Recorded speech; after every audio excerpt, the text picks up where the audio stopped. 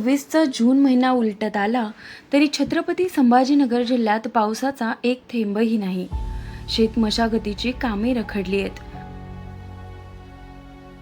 पेरण्या खोळंबल्यात, पिण्याचे पाणी, पशुधनाच्या चाऱ्याचा प्रश्न गंभीर बनत चाललाय। आभाळ भरून आलं तरी ते पुढे सरकतंय। शेतकऱ्यांच्या डोळ्यात चिंतेचे ढग दाटतायत।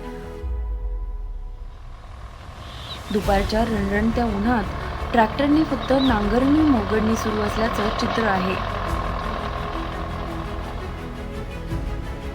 पेरणीसाठी रान आतुर झालंय। शिवारातील प्रत्येक ढेकूळ जणू आभाळाकडे हात पसरून उभा आहे। 1972 सारख्या भीषण दुष्काळाचीच जणू ही चाहूल आहे।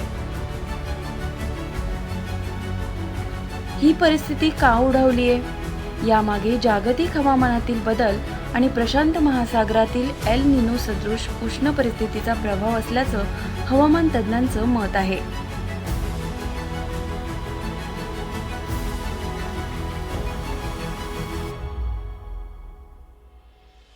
पेरतेवाचा आवाज हरवलाय। कोकिळेचा मंजूळ स्वरही कानी पडेनासा झालाय।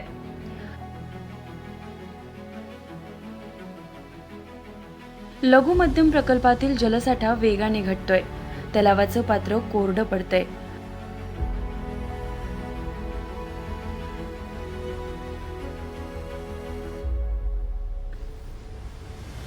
शास्त्रज्ञांच्या मते वाढते जागतिक तापमान, पॅसिफिक ओशनच्या पृष्ठभागावरील असामान्य उष्णता आणि त्यामुळे बदलते वाऱ्यांचे प्रवाह यामुळे मान्सूनचे आगमन, त्याची तीव्रता आणि पावसाचे वितरण अनिश्चित बनत आहे।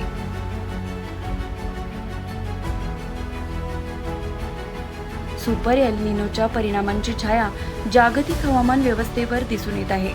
परिणामी काही भागात अतिवृष्टी तर काही भागात दीर्घकाळ कोरडेपणा अशी टोकाची स्थिती निर्माण होत आहे।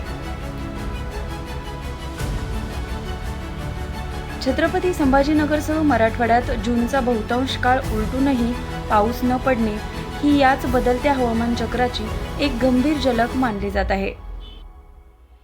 दरम्यान 24 जून नंतर राज्यात टप्प्याटप्प्याने पाऊस हजेरी लावणार असल्याचा अंदाज वर्तवला जात आहे।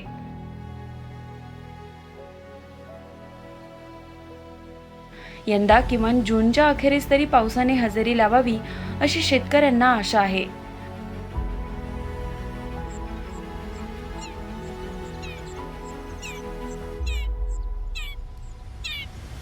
आणि 30 जून पर्यंत अथवा जुलैच्या तोंडी जरी पेरणी योग्य पाऊस पडला तरी यंदा पिकांची स्थिती काय असणार हे येणारा काळच सांगणार आहे। एक मात्र निश्चित, लहरी हवामानात अनिश्चिततेच्या वातावरणात तग धरून राहण्यासाठी शेतकऱ्यांना पीक पद्धतीत बदल करावा लागणार आहे। तुमच्या भागातील परिस्थिती काय हे कॉमेंटमध्ये नक्की कळवा। हा व्हिडिओ जास्तीत जास्त शेअर करा।